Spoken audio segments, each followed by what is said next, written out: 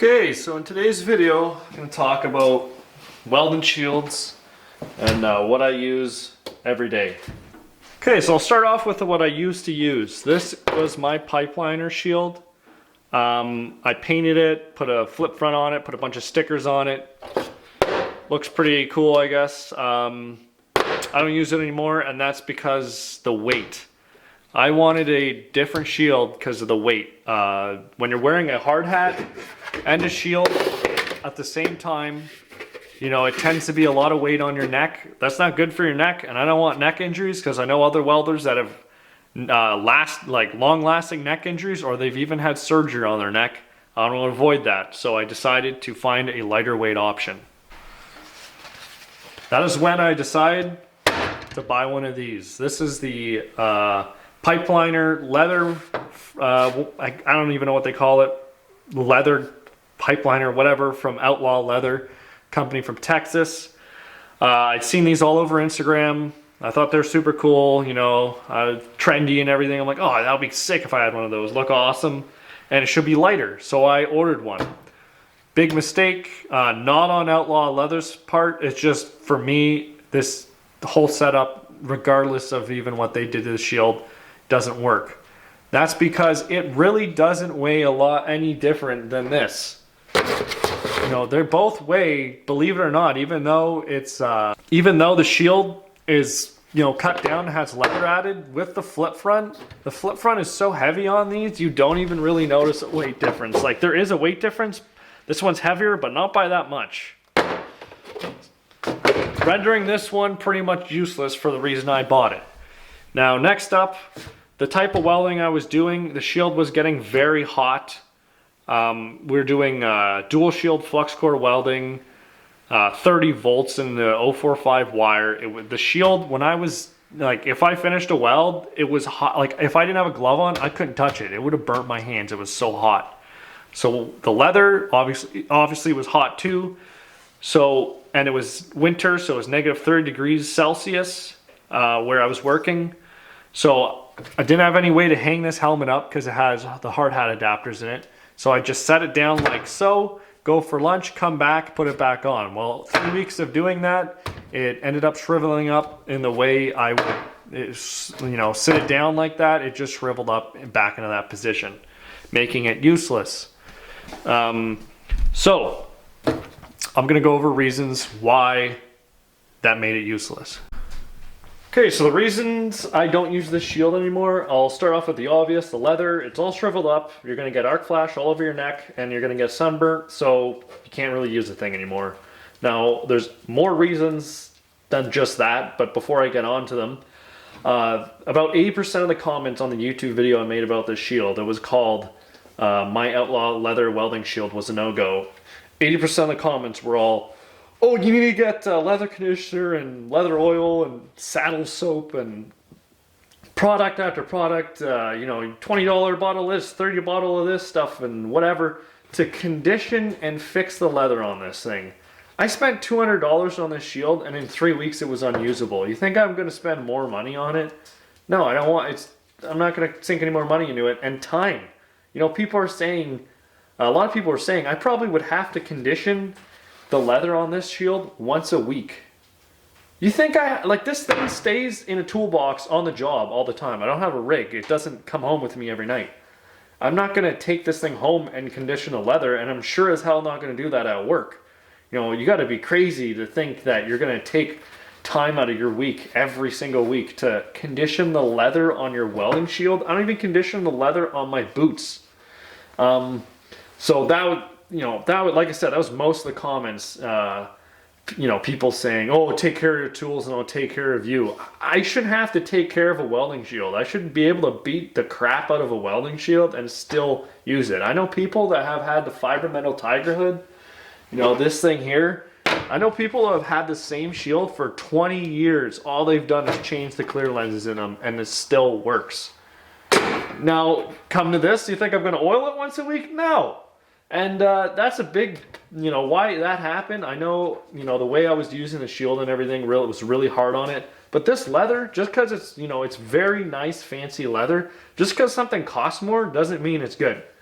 You can see that. Go watch Project Farm YouTube. The guy reviews, you know, cordless drills and generators and all kinds of stuff. And you'll see a lot of the higher price items don't perform as well as you would think they do. So just because this leather is high end doesn't mean it's good for the job. This stuff here, this is a rod holder. It's the only thing I have made out of this material, but this is cheaper leather. I know people that have made a replica shield just like this one with this stuff, and it has never shriveled up like that. They've never had to oil it, because I mean, I don't think you can even oil this kind of leather. And the shield is going years later, no problems, no maintenance, just because they use this material instead of this fancy leather. And I'm assuming the reason Outlaw uses this more expensive grade of leather, because this is the most base model shield you can get from them. I'm assuming it's because it's nice, it looks good and everything. They sell like snakeskin designs and pressed leather imprints and everything. It's for those pipe welders and pipeliners or whatever. You know, they want a Texas flag on their shield and all that stuff. I guess it's for them, but when it comes to all practicality, you know, this stuff definitely doesn't look as cool. But if you would have made the same shield with this leather, as I've seen others do, it would have outperformed this version. Now, other than that, the flip front is the biggest downside of the shield. Even if I had the shield made out of this type of leather, I still wouldn't be using this setup because of this flip front. First off, these are gone up in price. They're like 50 something dollars now. I saw 40 something bucks, 50 bucks. I used to buy these for $23 off Amazon. So they're over almost double in price pretty much, which is absurd because they're not worth it at all. Shellstrom makes some good products. This is definitely not one of them. Let's start off with this thing only has 3 weeks of welding on it. It's curved. Like, there's a curvature in it. Like I said, the shield was getting so hot that I couldn't even touch it with a bare hand. But the shield itself didn't curve, just the flip front. And yeah, if you can see there, it's got like a banana shape to it. Now, apart from that, the weight, this thing adds so much weight to the darn shield that, again, this whole thing's pointless because I bought the thing, as I said, to shave weight. And with the flip front, you can hardly tell the difference. So the weight is way too much. And it's too beefy. Like, look how thick that thing is. Like, it's too wide and too big. Also, the lenses all go through the side here. So when you're stacking your lenses, the last one you put in always gets scratched on the way in, which is really annoying. You know, when you put a brand new lens in, you see it's already scratched. That's just a bad system. The shield I use now is much better lens system. Also, see if I can zoom in on this. As you can see here, there's a bunch of grinding dust. Stuck in that spring for the flip. So the flip, you know, it's lazy. Half the time it doesn't even flip all the way up or down and gets stuck halfway. Like, it's annoying. And I've had ones get so bad, because I've gone through 4 of these flip fronts, to the point where they don't even close all the way and there's a gap there. So you go to weld and you're like, what the heck? How am I getting flashed right now? I took my shield off. There's a gap there. And no matter what, even if I push it all the way close, as soon as I started welding, it would slowly, the spring would open up again. So the junk, like this flip front, garbage. Highly don't recommend it. It ruined the whole shield. Even if the leather was made out of this stuff, I would still not run this flip front in this shield. Just pointless. So that's why I have a new shield that doesn't require oil. I don't have to maintenance it whatsoever. All I have to do is change lenses in it, and I'm going to go over that shield right now. And you'll see why it's way better than this one.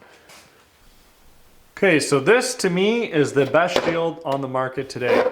This is a there's no brand. I got this one from Princess Auto. That's like Canadian Harbor Freight. There's no really brand. They put their own Power Fist brand on this, but you can buy different versions of this shield from all kinds of welding supply, hardware stores, gas stores, whatever. Like welding gas stores. So the awesome thing about this shield is, number one, the price. This thing cost me $16 Canadian, which is even less American. It used to be $12, but you know, inflation. So $16 for this shield. That's a like, I don't even know any other welding shield you can get for under $20. Like, that's, you know, as cheap as it gets if you ask me. If you know some other cheaper ones, you know, comments. Throw some comments down about cheaper shields. I don't even know if there is any. So, you know, cheap, that's super good. Next, weight. This thing is ultra light. It's lighter than the pipeliners. It's lighter than this fiber metal Tiger Shield, and it's a bit smaller. You know, it's a little bit smaller, so it's lighter. That was my main concern, you know, with the whole reason I was switching shields up and everything was weight, and this one wins by far. It is, dramatically different. You can completely feel the weight in this one when you have the other in your hand. Durability. These things don't like to break. They're flexible. They're made of cheap, rubberish plastic. I can literally fold it to touch itself.